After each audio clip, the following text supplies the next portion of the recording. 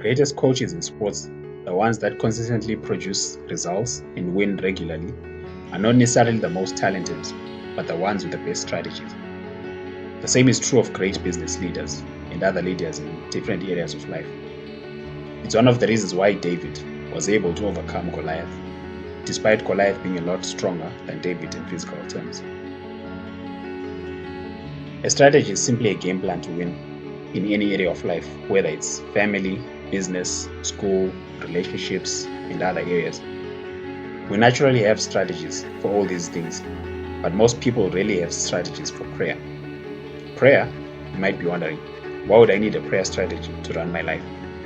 I get it. It seems a little weird when you first think about it. The reason why most of us don't think prayer strategies matter is because we see prayer as a last resort in the first place. We fail to understand the spiritual nature of life and how it affects everything that happens in the natural.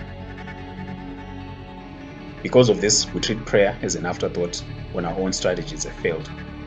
But in all honesty, it's a form of arrogance to relegate God to the back seat when he must be in the driving seat in the first place.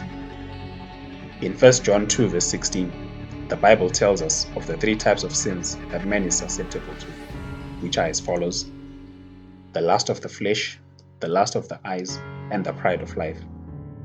These are the same temptations the devil used to tempt Jesus while he was fasting in the wilderness for 40 days and 40 nights. So failing to acknowledge God about our lives is a form of pride and leads to painful consequences. The problem with pride is that your own strategies may appear to work in the beginning, but in the end they fail to get the desired results. The devil uses pride to put you on a pedestal, but he soon drops you like a hot potato, leaving you in a big mess.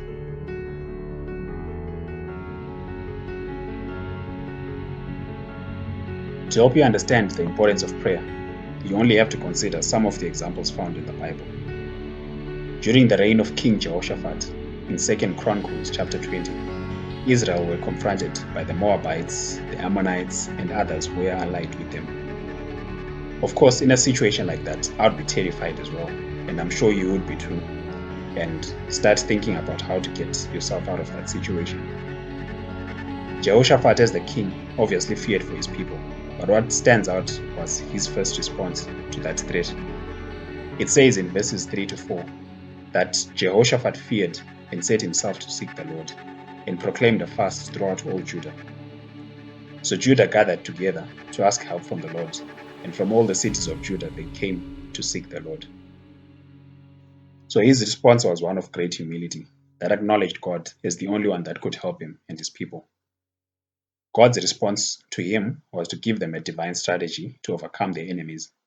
And I must say it was a peculiar strategy. In a normal situation, the king would have put together his army to fight against their enemies, but instead, God told him to send the musicians ahead of the army to sing praises. What? How is that even going to help us? Are you crazy? Those are probably some of the thoughts that went through their minds when his people heard this instruction. And keep in mind that this was the first time something like that had ever been done. These are the thoughts that come to mind when we're faced with similar situations and God directs us in certain ways. But you must remember that God's ways are higher than our ways, and his thoughts are higher than our thoughts. In spite of your concerns, choose to trust him, and you'll be surprised at what happens. To cut a long story short, King Jehoshaphat and the Israelites did not have to fight after all. They just positioned themselves to praise God while their enemies killed each other. On top of that, the Israelites went into the enemy's camp and took all their spoil. And that is the kind of thing that can happen when you first seek God. He gives you some peculiar solutions to your problems, and they achieve the desired result in a much better way than you would have expected. So prayer is a powerful weapon in the believer's arsenal. And sadly, most of us don't realize how great of a weapon we have at our disposal. Instead of devising your own strategies to get the desired outcome in your endeavors, prayer should be your first point of call. Just like King Jehoshaphat, it's the place where God will give you strategies that will work even if they don't always make sense. Prayer also fertilizes your dreams to help them come to fruition. I often use the analogy of gardening when I think about prayer. For your plants to grow to their fullest, you have to regularly remove the weeds that compete with your plants for the water and the sunlight. When you leave your garden unattended, the plants begin to wilt and experience stunted growth. But the more you weed your garden, the healthier the plants will grow. Weeds can be the negative thoughts and emotions that derail your dream from coming to pass. But prayer helps you to overcome them and give life to your dreams. Fertilizing your dreams with prayer includes declaring God's promises over them to bring them to life. I must point out, however, that it's not every dream that will come to fruition. If your dreams aren't in alignment with God's plan for your life, they won't come to pass, no matter how much you pray. Prayer is not a tool to twist God's arm to make him your genie so that he will grant you every wish. But through prayer, you can ask God to lead you to the right dreams. Matthew 6 verse 6 tells us, "But you, when you pray, go into your room, and when you have shut your door, pray to your Father who is in the secret place. And your Father who sees in secret will reward you openly." Going into your room is like going to a strategy room to get instructions from your commanding officer to fight against your enemy. It's obviously foolishness to make your strategy known to your enemies because they will nullify your threat. That's why you need to work on them in the secret place of prayer. When you're not sure about the direction to take in your career, pray. When you have a loved one that's feeling sick, pray for them.